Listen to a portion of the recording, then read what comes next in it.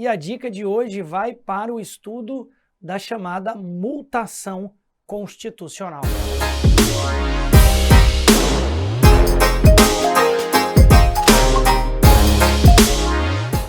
Meus amigos, quando a gente pensa em mutação constitucional, nós estamos no contexto aí do poder constituinte ainda, do estudo do poder constituinte, do estudo da teoria geral da Constituição.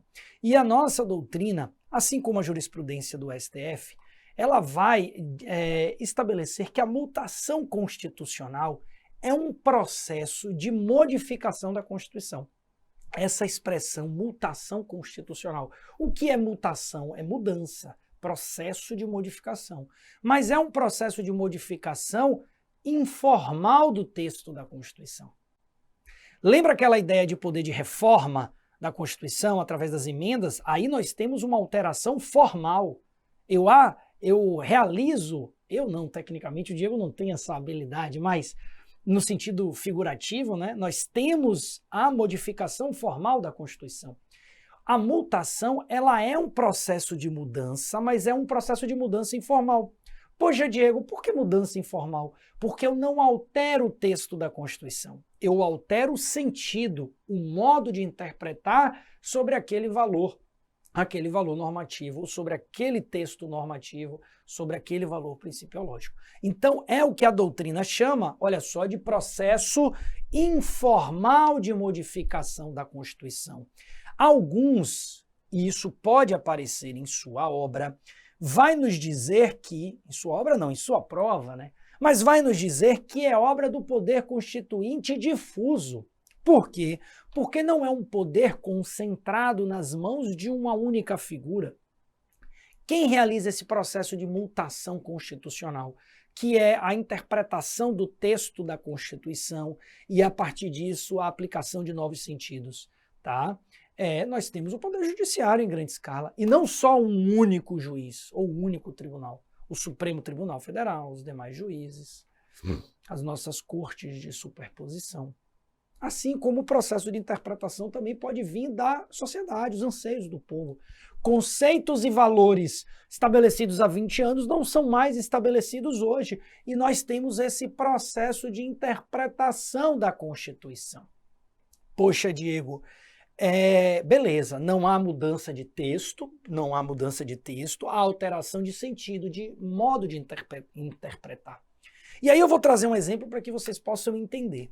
A nossa Constituição estabeleceu que desde a expedição do diploma, os parlamentares serão submetidos aí a julgamento, por exemplo, no Supremo Tribunal Federal, artigo 53, tá? A interpretação inicial, com a inauguração da nossa Constituição de 88, uma interpretação que foi de fato preliminar, é que, ora, uma vez diplomado, o parlamentar seria submetido a julgamento do Supremo Tribunal Federal. Professor, João, ele é deputado federal, ele foi diplomado deputado federal para o exercício da sua atividade parlamentar em 2023, mas ele cometeu um crime em 2021.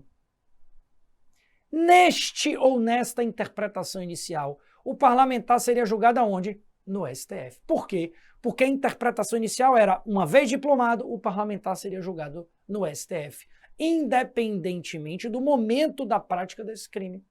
Se foi antes ou depois, e se guarda relação ou guardava relação com o exercício das funções parlamentares. Esta interpretação, ela se extrai a partir do comando da Constituição, artigo 53, ou se extraía. Por quê? Porque o Supremo Tribunal Federal, analisando este cenário, mudou o sentido do texto constitucional, mudou a forma de interpretar o artigo 53 da Constituição e passou a entender que os parlamentares não serão submetidos a julgamento no STF, uma vez apenas diplomados. Houve, tecnicamente, uma restrição deste cenário, desta prerrogativa de foro. A partir de agora, o entendimento mais recente é que o parlamentar, para que possa ser julgado no Supremo Tribunal Federal, ele precisa ter praticado o crime após a diplomação e no exercício do mandato, relacionando esta conduta criminosa a atividade parlamentar. Ah, professor, ele praticou um crime de violência doméstica. Guarda relação com a atividade dele de deputado federal? Não. É grave? É, vai responder por isso? Vai. Primeira instância do Poder Judiciário, primeiro grau de jurisdição.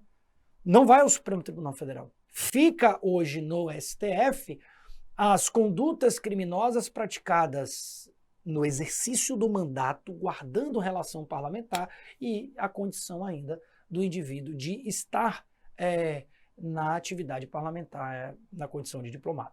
Então essa ideia é para que você possa entender o que é a mutação. O STF tinha uma interpretação sobre a Constituição e agora ele tem outra. Mudou o texto? Não. O texto permanece o mesmo, artigo 53. Não houve qualquer mudança de linha, palavra, expressão, absolutamente nada. Mas mudou o sentido, a forma de interpretar. Por isso que se diz que é uma mutação constitucional, mudança, tecnicamente, aí, de uma Constituição através de um processo informal. Então essa dica ela é muito importante para você que se prepara para o exame de ordem, principalmente porque a banca pode trazer essa palavrinha mágica e se você não souber o que é mutação, dificilmente você vai acertar uma questão em prova.